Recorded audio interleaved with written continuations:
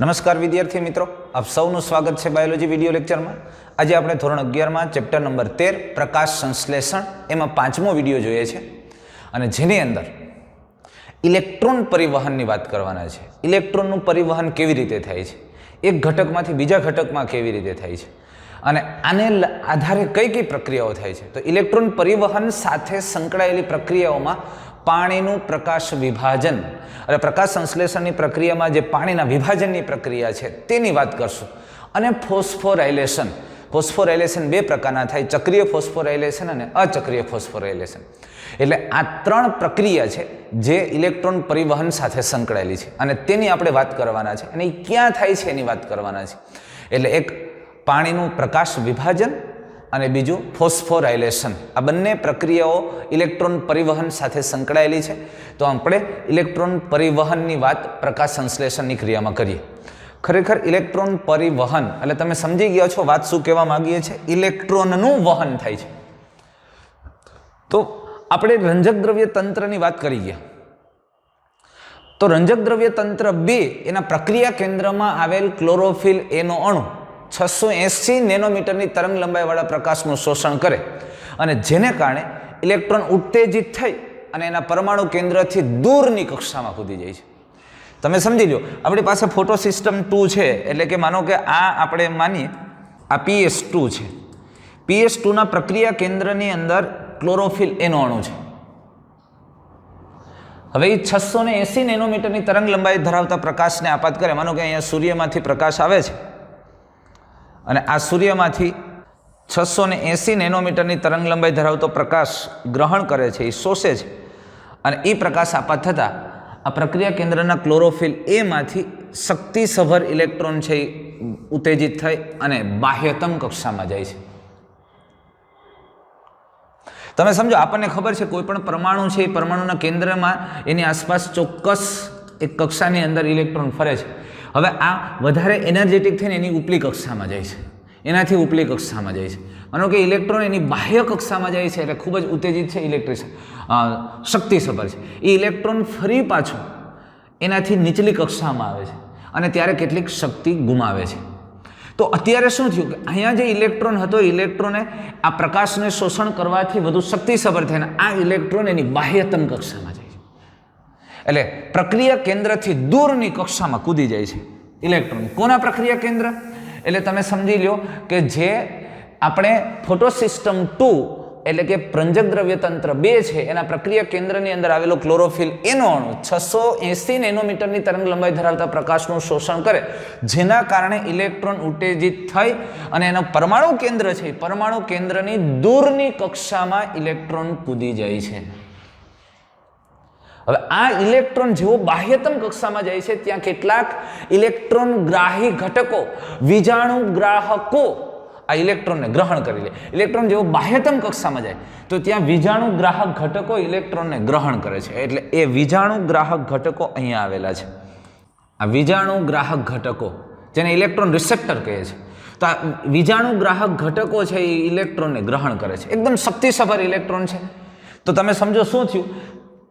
રંજક દ્રવ્ય તંત્ર 2નું પ્રક્રિયા કેન્દ્ર ક્લોરોફિલે 680 નેનોમીટરની તરંગ લંબાઈને શોષી અને એકદમ ઉત્તેજિત થાય અને એના પરમાણુ કેન્દ્રમાંથી ઇલેક્ટ્રોન દૂરની કક્ષામાં જાય છે અથવા બહાર જાય છે અને ત્યાં ઇલેક્ટ્રોન ગ્રાહી ઘટકો, ઇલેક્ટ્રોન રિસેપ્ટર એ ઇલેક્ટ્રોનને ગ્રહણ કરી લે. શક્તિસભર ઇલેક્ટ્રોન છે આ સામાન્ય રીતે. તો પ્રક્રિયા કેન્દ્ર 2ના અહીંયા જે વિજાણુ ગ્રાહકો છે, જો શબ્દ વાપરજો અહીંયા વિજાણુ ગ્રાહક શબ્દ હું વાપરું છું. વિજાણુ ગ્રાહક સૌપ્રથમ આમાંથી બહાર આવતા ઇલેક્ટ્રોનને ગ્રહણ કરે છે. એ ફેઓફાઇટિન જેવા દ્રવ્ય છે. ફેઓફાઇટિન, આ ફેઓફાઇટિન દ્રવ્ય છે એ સૌપ્રથમ આ ઇલેક્ટ્રોનને ગ્રહણ કરી લે છે. હવે જે ઇલેક્ટ્રોન સાઇટોક્રોમ ધરાવતા ઇલેક્ટ્રોન ટ્રાન્સપોર્ટ સિસ્ટમમાં લઈ જાય છે. કોણ? જે એટલે આ વિજાણુ ગ્રાહકો. આ વિજાણુ ગ્રાહકો છે, વિજાણુ ગ્રાહકો ઇલેક્ટ્રોનને ક્યાં લઈ જાય છે?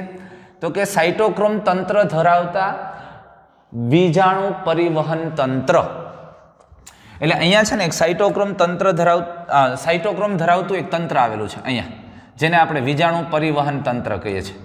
હવે આની અંદર ચોક્કસ પ્રકારના ઘટકો હોય. આ વિજાણુ પરિવહન તંત્ર છે અને વિજાણુ પરિવહન તંત્રની અંદર વિવિધ વિજાણુ વાહકો આવેલા હોય. એટલે જોજો આ ફેઓફાઇટિનમાંથી ઇલેક્ટ્રોન સૌપ્રથમ અહીંયા એક દ્રવ્ય પ્લાસ્ટોક્વિનોન છે, એ પ્લાસ્ટોક્વિનોન પાસે જાય છે, પ્લાસ્ટોક્વિનોન. એટલે અહીંથી ઇલેક્ટ્રોન છે, ઇલેક્ટ્રોન ક્યાં આવ્યો? પ્લાસ્ટોક્વિનોન પાસે. પ્લાસ્ટોક્વિનોન પાસેથી સાઇટોક્રોમ તંત્ર, મોટું જટિલ તંત્ર છે, પોર્ફાયરિન ચક્ર ધરાવતું, યાદ કરો Fe અને કોપર બે ધરાવતું આ પોર્ફાયરિન. એટલે અહીંથી આવે સાઇટોક્રોમમાં, અને સાઇટોક્રોમમાંથી પ્લાસ્ટોસાયનિન. સમજાણું તમને? એટલે PS2 ના પ્રક્રિયા કેન્દ્રમાંથી ઇલેક્ટ્રોન મુક્ત થયો અને એના પરમાણુ કેન્દ્રને બાહ્યતમ કક્ષામાં ત્યાંથી સૌપ્રથમ વિજાણુ ગ્રાહકોએ ગ્રહણ કર્યો. એ વિજાણુ ગ્રાહક તરીકે ફેઓફાઇટિન. અને આ વિજાણુ ગ્રાહકો ઇલેક્ટ્રોનને વિજાણુ પરિવહન તંત્ર, ઇલેક્ટ્રોન ટ્રાન્સપોર્ટ સિસ્ટમ, જે સાઇટોક્રોમ ધરાવતા ઇલેક્ટ્રોન ટ્રાન્સપોર્ટ સિસ્ટમમાં લઈ જાય છે. અને ત્યાં ઓક્સિડેશન રિડક્શન અથવા તો રેડક્સ પોટેન્શિયલના માપદંડ અનુસાર તે અધોગામી વહન થાય. અહીંથી શક્તિસભર ઇલેક્ટ્રોન છે.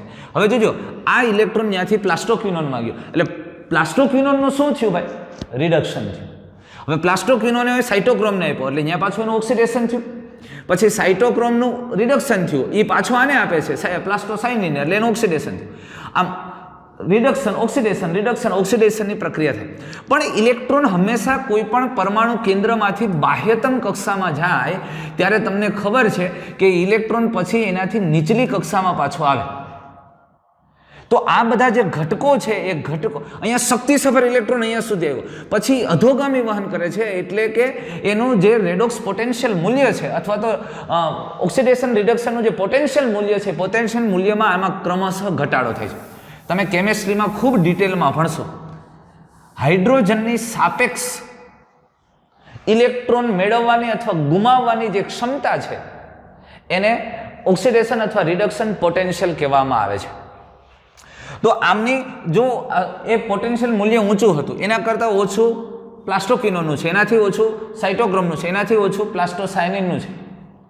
એટલે આમ સામાન્ય રીતે ઇલેક્ટ્રોન ઓછા પોટેન્શિયલ મૂલ્ય તરફ આવે છે. એટલે અહીંયા વધુ શક્તિ ધરાવતો હતો, એમ કરતાં કરતાં ઓછી અહીંથી શક્તિ મુક્ત થતી જાય છે. એટલે અધોગામી વહન થયું.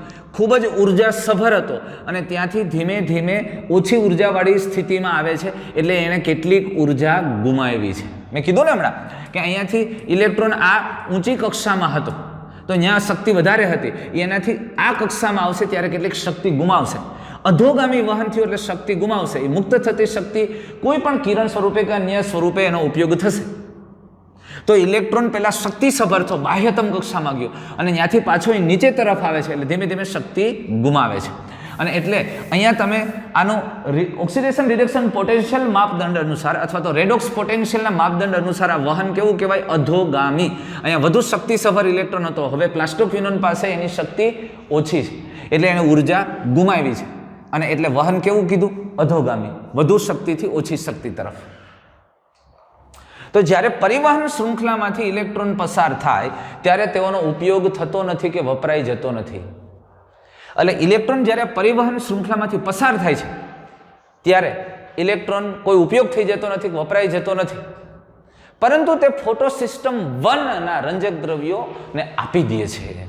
એટલે યાર અહીંયા હવે આ ઇલેક્ટ્રોન છે, ઇલેક્ટ્રોન ક્યાં જશે? તો કે આ ઇલેક્ટ્રોન પાછું ફોટોસિસ્ટમ 1 પાસે જશે. અહીંયા રંજક દ્રવ્ય તંત્ર 1 છે, આ PS1, અને આ ઇલેક્ટ્રોન છે, ઇલેક્ટ્રોન આની પાસે આવી ગયો પાછો અહીંયા PS1માં. કેમ? ત્યાં કેવી રીતે આવ્યો ભાઈ? જોજો હવે સમજો. તો અહીંયા વસ્તુ એવી થઈ કે આની સાથે સાથે PS1ના પ્રક્રિયા કેન્દ્રમાં પણ ઇલેક્ટ્રોન લાલ પ્રકાશ 700 નેનોમીટરની તરંગ લંબાઈ ધરાવતો શોષણ થવાથી ઉત્તેજિત. હવે જ્યારે આના ઉપર પ્રકાશ આપાત થયો ત્યારે આના ઉપર એ પ્રકાશ તો આપાત થયો હોય, તો આના ઉપર જે પ્રકાશ આપાત થયો એને કારણે આના ઉપર પ્રકાશ આપાત થવાથી એનું પ્રક્રિયા કેન્દ્રનું ક્લોરોફિલ એનું અણુ ઉત્તેજિત થાય. 700 નેનોમીટરની તરંગ લંબાઈ શોષી અને આ ઉત્તેજિત થયું. 700 નેનોમીટરની તરંગ લંબાઈ છે. અને એના પ્રક્રિયા કેન્દ્રનું જે પરમાણુ કેન્દ્ર છે એ પરમાણુ કેન્દ્રની બાહ્યતમ કક્ષામાં ઇલેક્ટ્રોન મુક્ત છે. અહીંથી આને ઇલેક્ટ્રોન મુક્ત કર્યો અને એ ઇલેક્ટ્રોન પણ સૌપ્રથમ પ્રાથમિક વિજાણુ ગ્રાહકોએ સ્વીકાર્યો.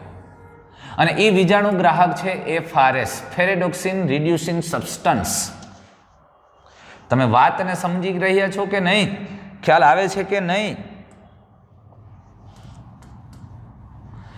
હવે એક વાતને ધ્યાનથી સમજો, જો આ બે પ્રક્રિયા કેન્દ્ર છે, અહીંયા બે ઉપર પ્રકાશ સાથે આપાત થયો, પ્રકાશ આપાત થયો એટલે આનું પ્રક્રિયા કેન્દ્રમાંથી ઇલેક્ટ્રોન આમ ગતિ કરી અને પ્રાથમિક વીજાણુ ગ્રાહકોમાં ગયું, ત્યારે એ જ સમયે અહીંથી પણ ઇલેક્ટ્રોન મુક્ત થઈને અહીંયા વયો ગયો હોય.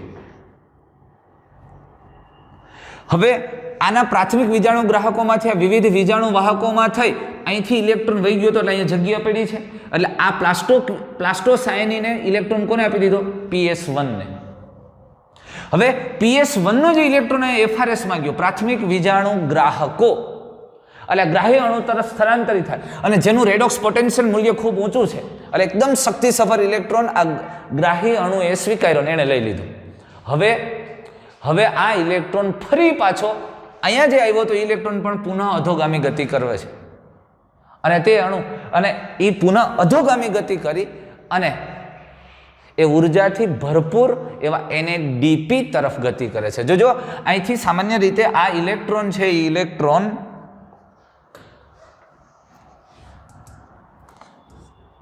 આમ ફેરેડોક્સિન બંધિત NADP રિડક્ટેજ દ્રવ્ય હોય, ફેરેડોક્સિન બંધિત NADP, આ NADP પાસે ઇલેક્ટ્રોન જાય અને અહીંયા છે ને NADP પ્લસ હોય, આ ઇલેક્ટ્રોન એની સાથે જોડાય અને અહીંયા બનાવી દેશે NADPH, બે હાઇડ્રોજન બહારથી લઈ લેશે આધારકમાંથી અને H પ્લસ H પ્લસ, અથવા તો આપણે ઘણી વખત આવું લખીએ છીએ NADPH2. વાતને ધ્યાનથી સમજો, સમજવા જેવી વાત છે. અહીંયા ઇલેક્ટ્રોન છે એ PS1 એના ઉપર પ્રકાશ આપાત થયો હતો ત્યારે એણે પ્રકાશ આપાત કરી 700 નેનોમીટરની તરંગ લંબાઈનું શોષણ કરી અને એક શક્તિસભર ઇલેક્ટ્રોન મુક્ત કર્યો. એ સૌપ્રથમ અન્ય પ્રાથમિક વીજાણુ ગ્રાહકોએ સ્વીકાર્યું. FRS પ્રકારના પ્રાથમિક વીજાણુ ગ્રાહક ફેરેડોક્સિન રિડ્યુસિંગ સબસ્ટન્સ, ત્યાંથી એ ઇલેક્ટ્રોન પાછો પુનઃ અધોગામી ગતિ કરે છે અને એ ગતિ કરીને ફેરેડોક્સિન અને ત્યાં એક ફેરેડોક્સિન NADP રિડક્ટેજ ઉત્સેચક હોય, એ ઉત્સેચકની મદદથી NADP સાથે ઇલેક્ટ્રોન જોડાય અને NADPH બનાવી નાખે. ખાલી ઇલેક્ટ્રોન ગ્રહણ નહીં કરેલા હાઇડ્રોજનના માધ્યમ પ્રોટોન દ્વારા આની સાથે જોડાઈ જશે, એટલે NADP પોતે ઉર્જાસભર છે, એની પાસે શક્તિ ભરપૂર છે, પણ એમાંથી એક શક્તિસભર ઘટકનું નિર્માણ કરે NADPH પ્લસ H પ્લસ અથવા તો NADPH2. હવે આખી પ્રક્રિયા જોજો, ઇલેક્ટ્રોનનું પરિવહન કેમ થાય. હવે હું તમને એક વસ્તુ સમજાવું. આ બધું ક્યાં થાય? હરિતકણની અંદર ગ્રાના અને ગ્રાનાની અંદર થાઇલેકોઇડ. આ થાઇલેકોઇડ છે, આ થાઇલેકોઇડ પટલ છે, તમે સમજી લ્યો થાઇલેકોઇડ પટલ, આ થાઇલેકોઇડ પટલ છે. આ થાઇલેકોઇડ પટલની અંદર અહીંયા PS2 છે અને અહીંયા PS1 છે. પ્રકાશ અહીંયા આપાત થાય છે ત્યારે આ બેમાં એક સાથે પ્રકાશ આપાત થવાનો, એટલે બેમાંથી એક સાથે શક્તિસભર ઇલેક્ટ્રોન મુક્ત થશે. આ 680 નેનોમીટરની તરંગ લંબાઈ ધરાવતા પ્રકાશનું શોષણ કરશે, આ 700 નેનોમીટર, બે ઇલેક્ટ્રોન મુક્ત કરે, એટલે આમાંથી ગયેલો ઇલેક્ટ્રોન છે અહીંયા આવ્યો અને આના પ્રાથમિક વીજાણુ ગ્રાહકોએ સ્વીકાર્યું. એ વીજાણુ ગ્રાહકો છે ફેઓફાઇટિન. અહીંથી મુક્ત થયેલો ઇલેક્ટ્રોન આની પાસે હોય, એ પ્રાથમિક વીજાણુ ગ્રાહકોએ સ્વીકાર્યું, જે છે ફેરેડોક્સિન રિડ્યુસિંગ સબસ્ટન્સ. હવે PS2 ના પ્રાથમિક વીજાણુ ગ્રાહકોમાંથી ઇલેક્ટ્રોન કોને ગયું? તો કે વીજાણુ પરિવહન શૃંખલામાં. અને વીજાણુ પરિવહન શૃંખલા જે સાઇટોક્રોમ તંત્ર ધરાવતી વીજાણુ પરિવહન શૃંખલામાંથી ઇલેક્ટ્રોન વહન પામે છે અને વહન પામીની અધોગામી ગતિ દર્શાવે છે, કારણ કે અહીંયા શક્તિસભર હતું, એનું રેડોક્સ પોટેન્શિયલ મૂલ્ય ખૂબ ઊંચું હતું, એનાથી ઓછા રેડોક્સ પોટેન્શિયલ મૂલ્ય તરફ એ વહન પામતો છેલ્લે વીજાણુ પરિવહન શૃંખલામાંથી ક્યાં આવ્યું? એ PS1 ને આપી દે. કેમ કે અહીંથી એક ઇલેક્ટ્રોન ગયો તો એટલે અહીંયા ઘટ પડી છે. ઓકે, પણ અહીંથી ઇલેક્ટ્રોન ગયો તો અહીંયા ઘટ પડી છે, એની ઘટ કોણ પૂરી કરશે? એની થશે. નિરાત રાખો, એની ઘટ પૂરી થશે, એ આપણે ભણવાના હજી બાકી છે. તો આમ ઇલેક્ટ્રોન છે એ બેમાંથી એક સાથે ઉત્તેજિત થાય અને આ ઇલેક્ટ્રોન અહીંયા આવે અને આ છેલ્લે PS1 માંથી મુક્ત થયેલો ઇલેક્ટ્રોન ક્યાં ગયો? તો કે ત્યાંથી પ્રાથમિક વીજાણુ ગ્રાહકોમાંથી એ પણ અધોગામી ગતિ કરે છે, પરંતુ આ વખતે જે અધોગામી ગતિ કરીને જેની પાસે ઇલેક્ટ્રોન ગ્રહણ કરે એનું પણ મૂલ્ય ઊંચું છે રેડોક્સ પોટેન્શિયલ, NADP પાસે. અને છેલ્લે NADP શેમાં ફેરવાઈ જાય છે? NADPH પ્લસ H પ્લસ એટલે અથવા તો NADPH2 માં ફેરવાય છે. એટલે છેલ્લે અહીંથી ગયેલો ઇલેક્ટ્રોન અહીંયા આવ્યો અને અહીંથી ગયો એ અહીંયા ગયો. અત્યારે અહીંયા ખાડો છે, PS2 નું વયો ગયું છે, તો એ પણ બહારથી ઇલેક્ટ્રોન મેળવશે કોઈની કોઈ પાસેથી. કેવી રીતે મેળવે એની વાત આપણે કરવાના છે, એને ડિસ્કસ કરવાના છે. તો આ ઇલેક્ટ્રોનનો ઉમેરો થવાથી NADP નું રિડક્શન થઈ ગયું. જો NADP નું રિડક્શન કરી અને NADPH+H+ બનાવે છે. તો ઇલેક્ટ્રોન સ્થળાંતરણની ઇલેક્ટ્રોન પરિવહન યોજના PS2 થી પ્રારંભ થઈ અને ગ્રાહી એકમ તરફ ઉર્ધ્વગમન પામીને ઇલેક્ટ્રોન પરિવહન શૃંખલા, બે કલરની દર્શાવેલી ઇલેક્ટ્રોન પરિવહન શૃંખલા છે, એના દ્વારા એ PS1 તરફ અધોગમન થઈ. એટલે PS1 તરફ અધોગમન થઈ નીચે તરફ, અહીંયા ઊંચું શક્તિ મૂલ્યથી ઓછા શક્તિ મૂલ્ય તરફ, એટલે અધોગમન શબ્દ વાપર્યો છે. અને અન્ય પાછી અહીંથી ઇલેક્ટ્રોન પાછો અન્ય ગ્રાહી એકમોમાં ગઈ એટલે વળી પાછું એકદમ શક્તિસભર થયું અને છેવટે NADP તરફ અધોવહન પામી NADP નું રિડક્શન કરી NADPH+H+ બનવા સુધી થાય છે. આમ ઇલેક્ટ્રોનનું પરિવહન થાય છે. પણ એક વસ્તુ ખાસ ધ્યાનમાં રાખજો, અહીંયા શક્તિસભર ઇલેક્ટ્રોન હતો ને અધોગામી વહન કરે છે એટલે અહીંથી કેટલીક શક્તિ મુક્ત થાય છે. આ જે શક્તિ મુક્ત થાય છે એનો ઉપયોગ ખૂબ સારી રીતે થાય છે. કેવી રીતે થાય એની વાત આપણે આગળ કરવાના છે.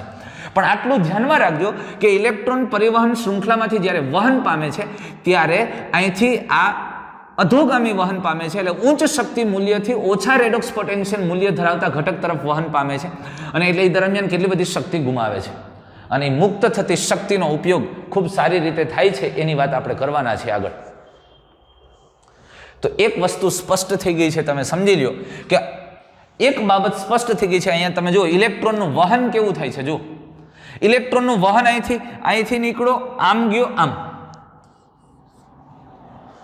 ઝેડ સ્કીમ કહેવામાં આવે. અહીંયા સામાન્ય રીતે અહીંયા ઇલેક્ટ્રોનનું વહન છે, વહન આમ ઝેડ આકારે થાય છે. જો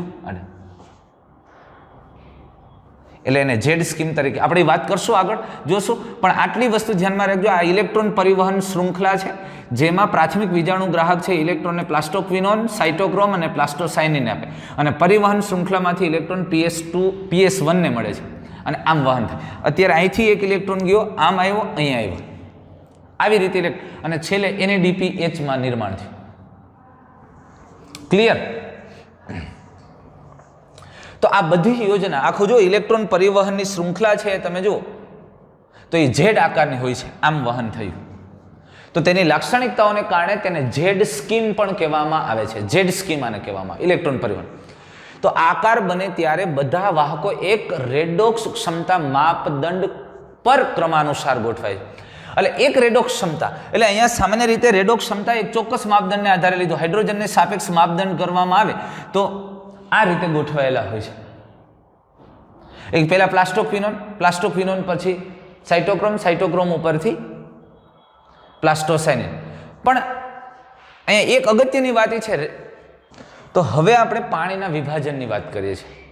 હવે આપણને પ્રશ્ન થશે કે PS2 કેવી રીતે ઇલેક્ટ્રોન સતત પૂરા પાડે છે. આપણા માટે સૌથી મોટો પ્રશ્ન આ છે જ. આપણે અહીંયા પણ જોઈ ગયા કે ભાઈ આ પ્રક્રિયા કેન્દ્ર PS2 છે એ PS2 ના પ્રક્રિયા કેન્દ્ર 680 નેનોમીટરની તરંગ લંબાઈથી પ્રકાશ શોષી અને ઉત્તેજિત થાય. અહીંયા પ્રક્રિયા કેન્દ્ર છે આ PS1 એ 700 નેનોમીટરની તરંગ લંબાઈથી પ્રકાશ શોષી અને શક્તિસભર ઇલેક્ટ્રોન અહીંયા મુક્ત થાય. એ સમયે અહીંયા પણ મુક્ત થાય. એટલે બેમાં શક્તિસભર ઇલેક્ટ્રોન બાહ્યતમ કક્ષામાં તો બેમાં સાથે આવે. અહીંયા આ પ્રાથમિક વીજાણુ ગ્રાહકો ફેઓફાઇટિન છે ઇલેક્ટ્રોનને સ્વીકારે. અહીંયા FRS ફેરેડોક્સિન રિડ્યુસિંગ સબસ્ટન્સ સ્વીકારે છે. ઓકે, હવે એક વાત અહીંયા સ્પષ્ટ થાય છે.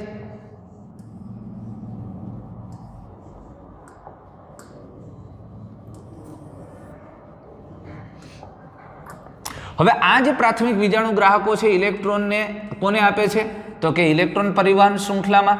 તો ઇલેક્ટ્રોન પરિવહન શૃંખલામાં એટલે અહીંયાથી કોની પાસે જાય છે ભાઈ તો કે અહીંયાથી ઈ જાય છે સીધું જ ઇલેક્ટ્રોન કોને મળ્યો તો કે પ્લાસ્ટોક્વિનોનમાંથી સાઇટોક્રોમ. આ સાઇટોક્રોમ અને સાઇટોક્રોમમાંથી પ્લાસ્ટોસાયનિન. એટલે આમાંથી આમ અને છેલ્લે હવે એક વસ્તુ ઓકે બેમાંથી ઇલેક્ટ્રોન બહાર આવ્યા, આમાંથી અહીંયા ગયો તો અહીંથી ઇલેક્ટ્રોન ક્યાં ગયો ભાઈ તો કે અહીંયાથી FD બંધિત NADP રિડક્ટેજ ઉત્સેચક અને આ ઉત્સેચક દ્વારા NADP છે એમાંથી શું બની ગયું ભાઈ તો કે NADPH+H+.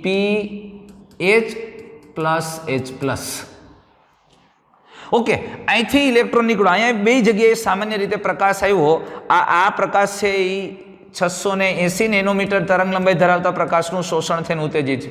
અહીંયા પ્રકાશ આવે છે એ 700 નેનોમીટરની તરંગ લંબાઈ ધરાવતા પ્રકાશને શોષીને ઉત્તેજિત. બે એક જગ્યાએ છે. પણ આને સતત ઇલેક્ટ્રોન ક્યાંથી મળે છે ભાઈ? અહીંથી અહીંયા વહી ગયા. ઓકે, PS1 માંથી ઇલેક્ટ્રોન અહીંયા ગયા તો PS1 ને અહીંથી મળી ગયા PS2 ના. પણ PS2 ને સતત ઇલેક્ટ્રોન ક્યાંથી પ્રાપ્ત થાય? ફોટોસિસ્ટમ 2 માંથી ઇલેક્ટ્રોન સતત નીકળે છે તો એને કોણ પૂરા પાડે છે? તો તેમનું સ્થાન નિશ્ચિત રૂપે બીજા ઇલેક્ટ્રોન લે. હા, અહીંથી ઇલેક્ટ્રોન મુક્ત થાય છે, અહીંયા જે જગ્યા થઈ તો અહીંયા પાછા ઇલેક્ટ્રોન આવવા જોઈએ. જેમ PS1 માંથી અહીંયા વયો ગયો તો PS1 ને પ્રાપ્ત થઈ ગયો આ વીજાણુ પરિવહન શૃંખલા દ્વારા, અને વીજાણુ પરિવહન શૃંખલામાં આવ્યો તો PS2 નો, એટલે કે PS2 નો ઇલેક્ટ્રોન PS1 ને મળી ગયો. તો PS2 ને પણ ક્યાંકથી મળવા જરૂરી છે તો જ એમાંથી ઇલેક્ટ્રોન મુક્ત થતા રહેશે અને પ્રક્રિયા ચાલ્યા કરશે.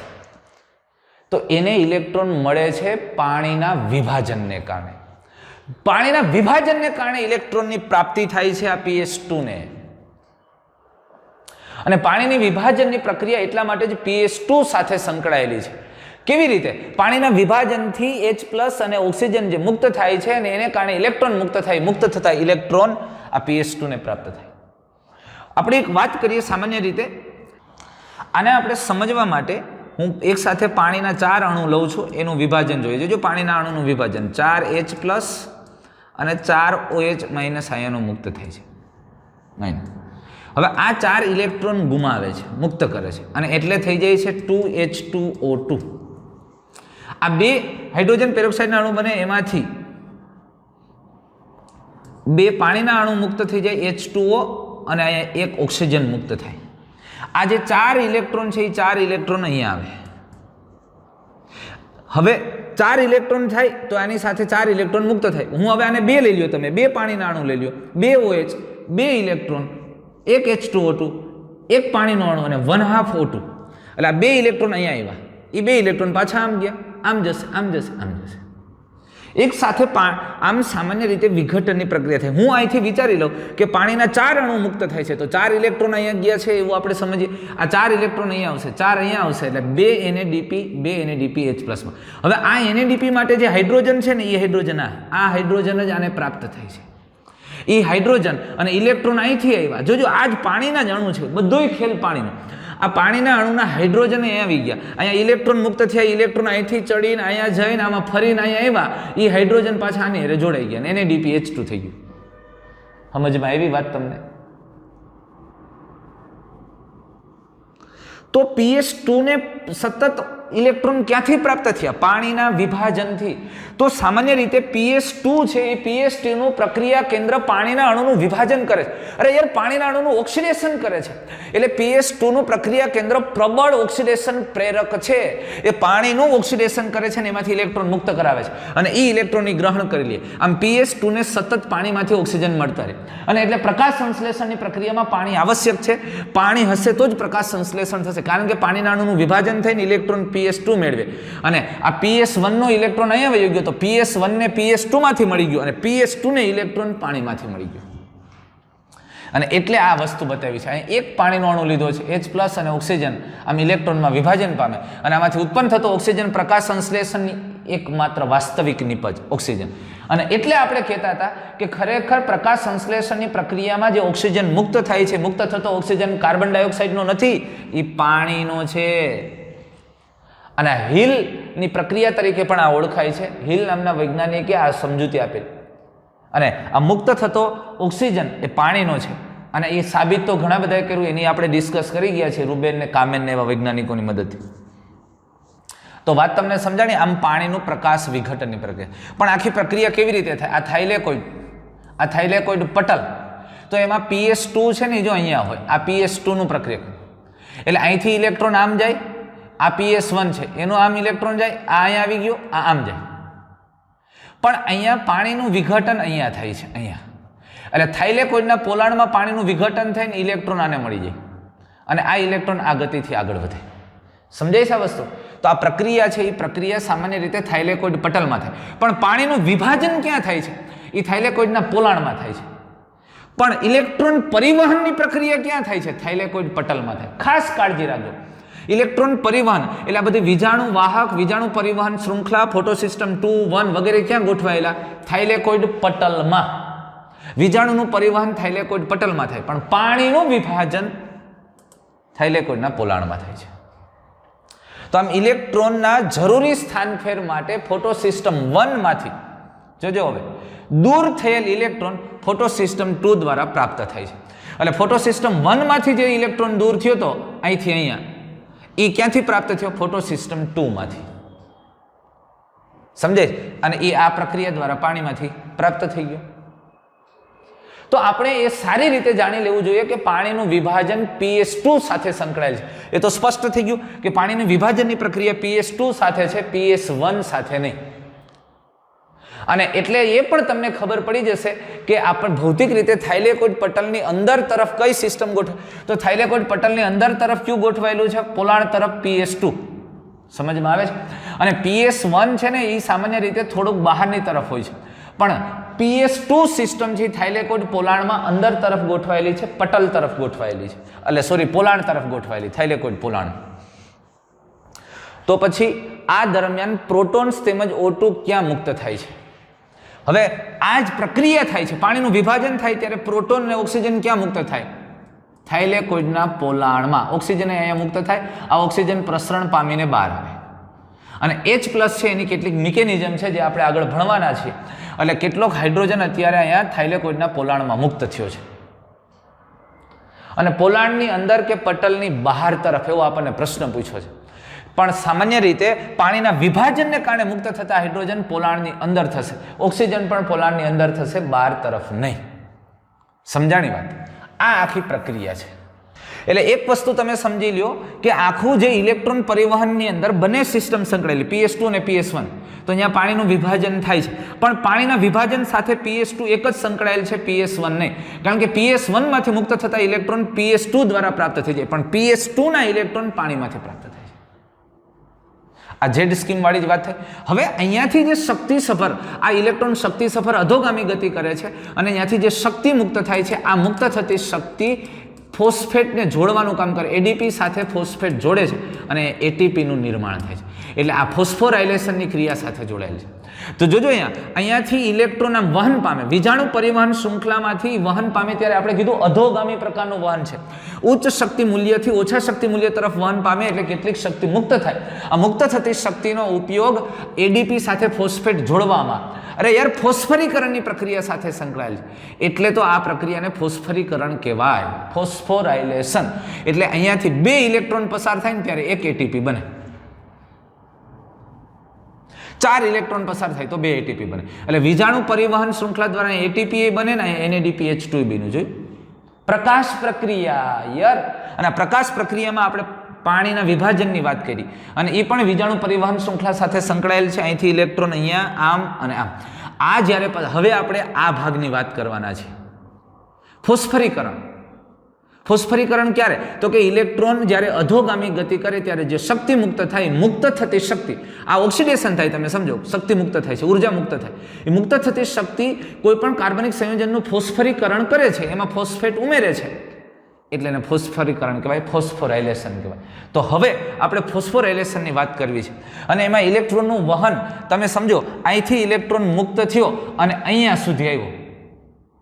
ઇલેક્ટ્રોન પાછો જ્યાંથી મુક્ત થયો ત્યાં પાછો આવતો નથી. એટલે અહીંયા ઇલેક્ટ્રોનનું વહન મૂળ સ્ત્રોત પાસે પાછો નથી આવતો, એટલે અચક્રીય પ્રકારનું. જો ઇલેક્ટ્રોન મુક્ત થઈને પાછો હોય ને ત્યાં આવી જાય તો એ ચક્રીય વહન છે. પણ અહીંયાથી ઇલેક્ટ્રોન મુક્ત થયો, આમ થઈને અહીંયા રોકાઈ ગયો, પાછો નથી આવતો, એટલે અચક્રીય વહન છે. જો અહીંથી ઇલેક્ટ્રોન મુક્ત થઈને પાછો આવ્યો હોત તો ચક્રીય. તો આમ ઇલેક્ટ્રોન પરિવહન થાય છે અને જેને કારણે એનું ફોસ્ફોરાયલેશન થાય છે. તો એના આપણે 2 પ્રકાર જોશું, એક ચક્રીય ફોસ્ફોરાયલેશન અને અચક્રીય ફોસ્ફોરાયલેશન. ફોસ્ફોરાયલેશન એટલે મેં કીધું એ પ્રમાણે કાર્બનિક સંયોજનની અંદર ફોસ્ફેટ ઉમેરવો, એટલે એને ફોસ્ફોર. પણ શબ્દ સમજો, અહીંયા ફોટો ફોસ્ફોરાયલેશન છે. ફોટો, અરે યાર પ્રકાશને કારણે કોઈ પ્રક્રિયા થાય છે ને એને કારણે ફોસ્ફરીકરણ થાય. ફોટો પાડવો નહીં યાર. ફોટો એટલે ફોટોન, પ્રકાશ આપાત થવાથી ફોસ્ફોરાયલેશન થાય, એને ફોટો ફોસ્ફોરાયલેશન કહેવાય. તો આપણે ફોટો ફોસ્ફોરાયલેશન 2 પ્રકારના થાય, ચક્રીય અને અચક્રીય. અને ફોટોફોસ્ફોરાયલેશનની પ્રક્રિયા પણ વીજાણુ પરિવહન શૃંખલાના ભાગોમાં થાય, ગ્રેનામાં જ થાય છે. આ બધી પ્રકાશ પ્રક્રિયાના જ તબક્કાની આપણે વાત કરીએ છીએ. અહીંયા પણ આ પ્રક્રિયા જે કંઈ થશે એ થાઇલેકોઇડ, આ થાઇલેકોઇડ પટલ, આ બધું આની સાથે જ સંકળાયેલું છે ઇલેક્ટ્રોન પરિવહન સાથે. અંદર જલ વિભાજન થઈ ગયું. હવે ઇલેક્ટ્રોન છે એ PS2 માં આવી ગયા છે. PS2 માંથી વીજાણુ ગ્રાહકોમાં થઈને અહીંયા પાછા PS1 માં આવે ને, આ દરમિયાન શક્તિ મુક્ત થઈને ફોસ્ફરીકરણ થાય છે. જો પ્રકાશને કારણે અહીંયા ફોસ્ફરીકરણ થયું એટલે ફોટોફોસ્ફરીકરણ. એટલે ચક્રીય અને અચક્રીય બે પ્રકારે થાય છે ફોસ્ફરીકરણની પ્રક્રિયા. પણ ફોસ્ફરીકરણ બે પ્રકારે થાય, ઓકે, પણ આ બધી જ પ્રક્રિયા થાઇલેકોઇડ પટલમાં થાય, પ્રકાશની કારણે થાય છે. એટલે પ્રકાશ પ્રક્રિયાના પેટા વિભાગ છે. એટલે પ્રકાશ સંશ્લેષણના બે ભાગ પાડ્યા, પ્રકાશ પ્રક્રિયા અને અંધકાર પ્રક્રિયા. પ્રકાશ પ્રક્રિયામાં પાછા પેટા તબક્કા પાડી શકાય, પાણીનું પ્રકાશ વિભાજન અને ફોટોફોસ્ફોરાયલેશન. એના પાછા બે પ્રકાર પાડી શકો, ચક્રીય ફોટોફોસ્ફોરાયલેશન અને અચક્રીય. સજીવો ઓક્સિડેશન થઈ શકે તેવા પદાર્થમાંથી ઉર્જા મુક્ત કરી અને રાસાયણિક બંધના સ્વરૂપમાં તે ઉર્જાનો સંચય કરે છે. આપણે જોઈ ગયા અહીંયા આ PS2 ઓક્સિડેશન પામી શકે છે. આમાંથી શક્તિ મુક્ત કરી, એનું ઓક્સિડેશન કરીને ઇલેક્ટ્રોન મુક્ત કરીને ઉર્જા મુક્ત કરી. આ વિવિધ વીજાણુ વાહકોમાંથી એ પસાર છે અને ફરી પાછી આ જે શક્તિ મુક્ત થઈ એ મુક્ત થતી શક્તિનો ઉપયોગ ક્યાં સ્વરૂપે? રાસાયણિક બંધ સ્વરૂપે. એટલે એડીપી છે એ એડીપીમાં ફોસ્ફેટને જોડીને હું બનાવી નાખ્યું એટીપી. એટલે ઇલેક્ટ્રોનના પરિવહનને કારણે જે ઉર્જા ઉત્પન્ન થઈ એ ઉર્જાનો સંગ્રહ ક્યાં સ્વરૂપે કર્યો? એટીપી. એટલે કે રાસાયણિક બંધ સ્વરૂપે ઉર્જાનો સંચય કરવાની ક્ષમતા કોણ ધરાવે છે? સજીવ. એટલે જે ઓક્સિડેશન થઈ શકે છે એવા પદાર્થનું એ ઓક્સિડેશન કરે જેથી ઉર્જા મુક્ત થાય. એ મુક્ત થતી ઉર્જાનો ઉપયોગ રાસાયણિક બંધ સ્વરૂપે કરે છે, અથવા તો એ રાસાયણિક બંધ સ્વરૂપે ઉર્જાનો સંચય કરવાની ક્ષમતા ધરાવે છે. વિશિષ્ટ પદાર્થ સ્વરૂપે સંચય થાય છે જેવા કે એટીપી. આ એટીપી આ ઉર્જાને પોતાના રાસાયણિક બંધમાં જકડી રાખે છે. એ આપણને ખબર, ફોસ્ફેટ વચ્ચેના બંધ યાદ કરો, છેલ્લા બે બંધ એટીપીમાં 9મું ચેપ્ટરમાં આપણે કીધેલું. તો એ સ્વરૂપે સંગ્રહ થાય. એટલે આ પદાર્થનું ઓક્સિડેશન થઈને જે શક્તિ મુક્ત થઈ, મુક્ત થયેલી શક્તિનો સંચય રાસાયણિક બંધ સ્વરૂપે ક્યાં? એટીપી સ્વરૂપે થાય. તો કોષો દ્વારા હરિતકણ અને કણાભસૂત્રની અંદર એટીપી સંશ્લેષણની પ્રક્રિયા જે થાય, એટલે કોષની અંદર હરિતકણ અને કણાભસૂત્રમાં એટીપીના નિર્માણની પ્રક્રિયા છે, એને ફોસ્ફોરાયલેશન કહેવામાં આવે છે, ફોસ્ફરીકરણ કહેવામાં આવે. એડીપીમાંથી એટીપીનું નિર્માણ અને ફોસ્ફરીકરણ કહેવાય. ફોટોફોસ્ફોરાયલેશન એક એવી પ્રક્રિયા છે કે જેમાં પ્રકાશની હાજરીમાં, જો વાતને ધ્યાનથી સમજો, ફોસ્ફરીકરણ એટલે સમજી ગયા ને તમે કે આમાં ફોસ્ફેટ ઉમેરાવો, પણ પ્રકાશ દ્વારા, પ્રકાશની પ્રક્રિયા દ્વારા, પ્રકાશની હાજરીમાં એડીપીમાં ફોસ્ફેટ ઉમેરાય એટલે એને ફોટોફોસ્ફોરાયલેશન કહેવામાં આવે છે. તો આપણે ફોટોફોસ્ફોરાયલેશન બે પ્રકારના છે, ચક્રીય અને અચક્રીય, એની આપણે વાત કરવી છે. હવે જ્યારે એક સાથે બે પ્રકાશ તંત્ર એટલે કે બંને ફોટો સિસ્ટમ ક્રમિક કાર્ય કરે છે, જેમાં પેલા PS2 છે એ PS2 અને બીજા ક્રમમાં PS1. આ PS2 છે અને આ PS1 છે. પ્રકાશ તંત્ર 2 અને પ્રકાશ તંત્ર 1 આ રીતે ગોઠવાયેલ, જેને અચક્રીય ફોટોફોસ્ફોરાયલેશન કહેવામાં આવે. જ્યારે બે પ્રકાશ તંત્ર ગોઠવાયેલા છે જેમાં પહેલા ક્રમ ઉપર PS2 અને બીજા ક્રમ ઉપર PS1 હોય, અને આ પ્રકારના ફોટો સિસ્ટમને અચક્રીય ફોટો સિસ્ટમ કહેવામાં આવે છે. કેમ અચક્રીય? આ બંને ફોટો સિસ્ટમ એક ઇલેક્ટ્રોન પરિવહન શૃંખલાથી જોડાયેલ હોય છે. આ બે ફોટો સિસ્ટમ PS2 અને PS1 એક ઇલેક્ટ્રોન પરિવહન શૃંખલાથી જોડાયેલ છે, અને જેને આપણે અગાઉ ઝેડ સ્કીમ કહી ગયા છે. આપણને ખબર, બેમાંથી એક સાથે શક્તિસભર ઇલેક્ટ્રોન મુક્ત થયા. આમાંથી મુક્ત થયેલો ઇલેક્ટ્રોન પરિવહન શૃંખલામાંથી PS1 માં આવશે, અને આમાંથી મુક્ત થયેલો ઇલેક્ટ્રોન NADP-માંથી NADPH2 બનાવશે. એટલે આ બે રંજક દ્રવ્ય તંત્ર શેનાથી જોડાયેલા? આ ઇલેક્ટ્રોન પરિવહન શૃંખલાથી. અને અહીંયા અહીંથી ઇલેક્ટ્રોન ગયો આમ, અહીંથી અહીંયા, અહીંથી આમ, અને અહીંયા રોકાઈ ગયો, પાછો આવતો નથી. મૂળ દાતા સ્ત્રોત પાસે પાછો ફરતો નથી, અને પાછો ફરતો ન હોવાને કારણે આને અચક્રીય ફોટોફોસ્ફોરાયલેશન કહેવાય. પણ ફોસ્ફોરાયલેશન કેમ કીધું યાર આને? ફોટોફોસ્ફોરાયલેશન કેમ કીધું? કારણ કે અહીંયા આ જે ઇલેક્ટ્રોન પરિવહન શૃંખલા છે, ઇલેક્ટ્રોન પરિવહન શૃંખલા દરમિયાન જ્યારે ઇલેક્ટ્રોનનું પરિવહન થાય છે, ઇલેક્ટ્રોન વહન પામે છે, ત્યારે એમાંથી મુક્ત થતી શક્તિ એડીપી અને ફોસ્ફેટને જોડે, અહીંયા ઇનઓર્ગેનિક ફોસ્ફેટ એડીપી સાથે જોડાય એટીપી બનાવે. અહીંયા ફોસ્ફરીકરણની પ્રક્રિયા થઈ અને અહીંયા ઇલેક્ટ્રોન ફરી પાછો દાતા સ્ત્રોત પાસે પાછો ફરતો નથી, એટલે અચક્રીય છે. એટલે અચક્રીય ઇલેક્ટ્રોનનું પરિવહન થાય અને આ દરમિયાન ફોસ્ફરીકરણ થાય, એટલે આને અચક્રીય ફોટોફોસ્ફોરાઇલેશન કહેવાય. અને અચક્રીય ફોટોફોસ્ફોરાઇલેશનની પ્રક્રિયામાં તમે જુઓ, અહીંથી 2 ઇલેક્ટ્રોન પસાર થાય તો 2 ઇલેક્ટ્રોન પસાર થાય ત્યારે એક એટીપી બને અને NADP છે, આ NADP છે એ NADP NADPH પ્લસ H માં ફેરવાય. એટલે અચક્રીય ફોટોફોસ્ફોરાઇલેશનની પ્રક્રિયા દરમિયાન શેનું નિર્માણ થાય છે? એટીપી અને NADPH પ્લસ H+, આમ બંને પ્રકારના ઇલેક્ટ્રોન પ્રવાહમાં આ ઘટકો સંશ્લેષિત થાય. આ બેયનું સંશ્લેષણ થાય છે. પ્રકાશ પ્રક્રિયાની નીપજ યાદ કરો, એટીપી અને NADPH2 અથવા તો તમે કહેશો NADPH પ્લસ H+. આ પ્રકાશ સંશ્લેષણની પ્રકાશ પ્રક્રિયાની નીપજ. આ પ્રકાશ સંશ્લેષણની પ્રકાશ પ્રક્રિયાની નીપજ આ અચક્રીય ફોટોફોસ્ફોરાઇલેશનમાં 2 ઘટકો સર્જાય છે. જુઓ, અચક્રીય ફોટો એટલે અચક્રીય ફોટોફોસ્ફોરાઇલેશનથી શેનું નિર્માણ થાય છે? એક એટીપીનું નિર્માણ થાય અને NADPH2 સર્જાય છે. અચક્રીય શું કરવાને કીધું? ઇલેક્ટ્રોન પાછા મૂળ દાતા સ્ત્રોત પાસે પાછા ફરતા નથી, માટે અચક્રીય છે. હવે જ્યારે માત્ર PS1 ક્રિયાશીલ હોય, જ્યારે એક જ તંત્ર આવેલું હોય, તમે સમજી લ્યો કે અહીંયા માત્ર ને માત્ર આ એક જ રંજક દ્રવ્ય તંત્ર ભાગ લે છે, બીજું નથી, PS2 નથી, તો ત્યારે ઇલેક્ટ્રોન ફોટો સિસ્ટમની અંદર ઇલેક્ટ્રોન ફરતો જ રહે છે. આ ઇલેક્ટ્રોન છે, આ ફોટો સિસ્ટમની અંદર તમે સમજો, અહીંથી શક્તિસભર ઇલેક્ટ્રોન મુક્ત થશે, 700 નેનોમીટરની તરંગ લંબાઈના પ્રકાશનું શોષણ કરશે અને સૌ પ્રથમ વિજાણુ ગ્રાહકો FRS ફેરેડોક્સિન રિડ્યુસિંગ સબસ્ટન્સ સ્વીકારશે. આમાંથી ઇલેક્ટ્રોન છે એ ક્યાં જશે? તો કે વિજાણુ પરિવહન શૃંખલા. અહીંયા વિશિષ્ટ પ્રકારની વિજાણુ પરિવહન શૃંખલાઓ, એમાં સૌથી પહેલું ઘટક છે ફેરેડોક્સિન. ઇલેક્ટ્રોન અહીંયા આવશે. ત્યાંથી તો કે ત્યાંથી પ્લાસ્ટોક્વિનોન, ત્યાંથી તો કે ત્યાંથી સાઇટોક્રોમ, સાઇટોક્રોમમાંથી પ્લાસ્ટોસાયનિન અને પ્લાસ્ટોસાયનિનમાંથી આ ઇલેક્ટ્રોન ફરી પાછો PS1 પાસે પાછો ફરે છે. આમ ઇલેક્ટ્રોન સતત પરિવહન પામતો રહે અને ફરતો રહે છે.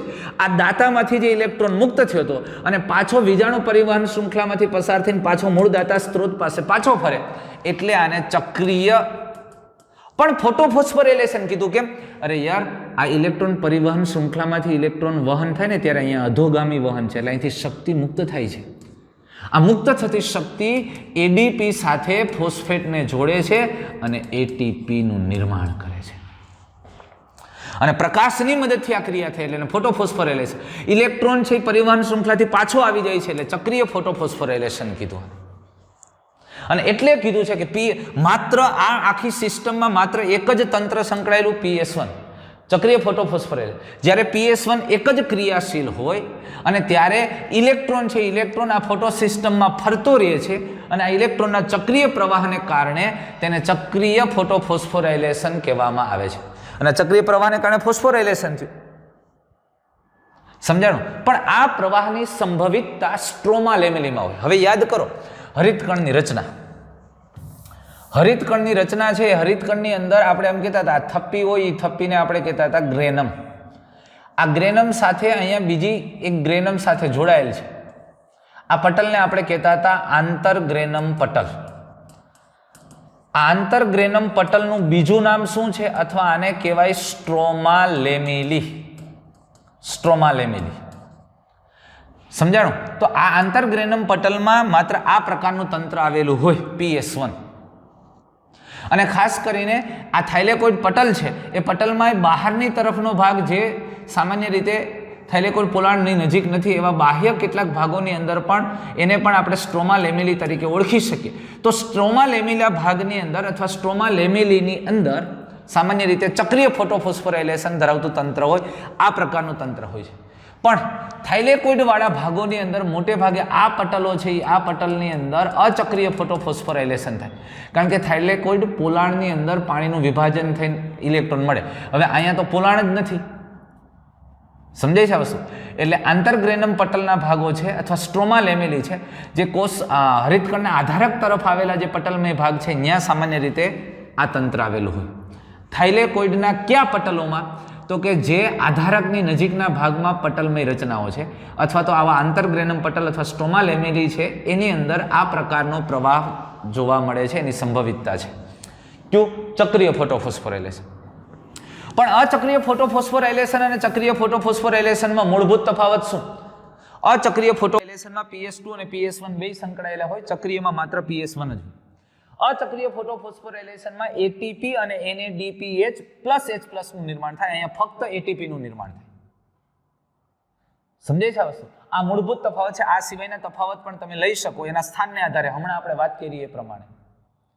અને અહીંયા ઇલેક્ટ્રોન ફરી પાછો મૂળ દાતા સ્ત્રોત પાસે પહોંચી જાય છે અને એટલે ચક્રીય છે. અને અચક્રીયમાં ઇલેક્ટ્રોનનો મૂળભૂત સ્ત્રોત પાણી છે, ફરી દાતા સ્ત્રોત પાસે ફરતું નથી, એટલે તો એને અચક્રીય કીધું. ક્લિયર?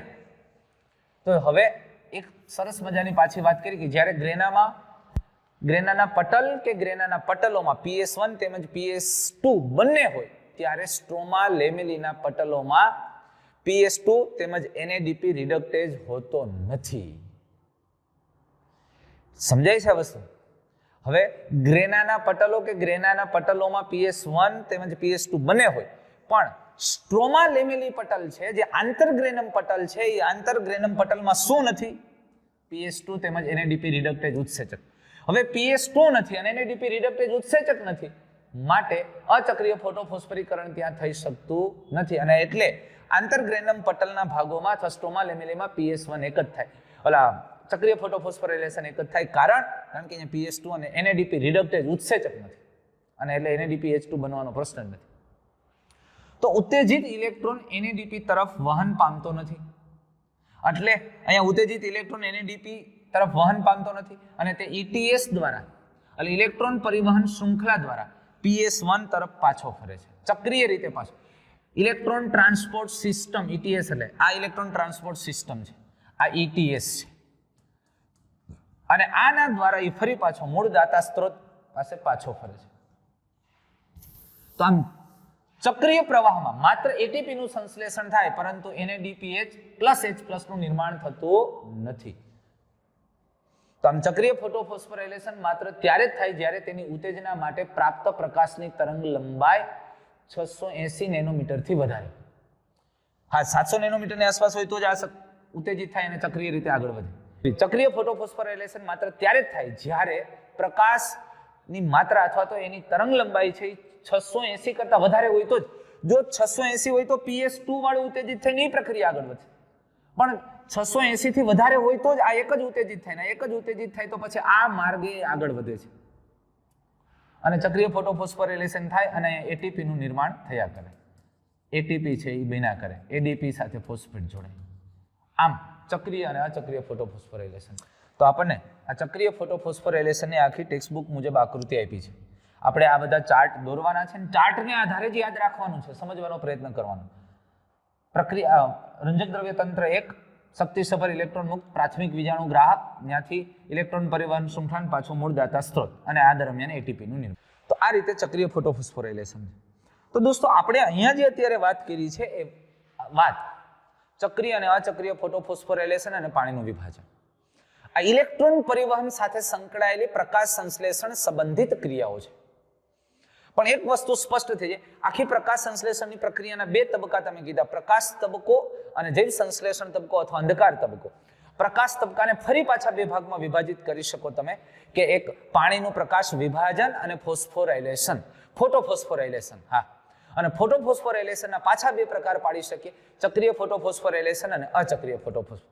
અને અચક્રીય ફોટોફોસ્ફોરાયલેશનને અંતે, એટલે કે સંપૂર્ણ પ્રકાશ પ્રક્રિયાને અંતે તમારા હાથમાં નિપજ 2 આવી.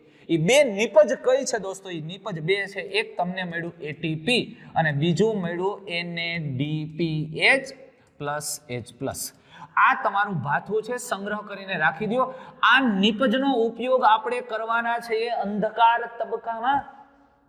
તો બસ હવે આપણે આના પછીના વિડીયોની અંદર અથવા તો આના પછીના લેક્ચર્સમાં આપણે જોશું, સમજશું કે આ પ્રકાશ પ્રક્રિયાની નિપજ ATP અને NADPH+H+ નો ઉપયોગ ખોરાક બનાવવા માટે, ગ્લુકોઝ બનાવવા માટે, અંધકાર પ્રક્રિયા માટે કેવી રીતે થાય છે તેની વાત આપણે ફરી પાછા કરશું નેક્સ્ટ વિડીયોમાં.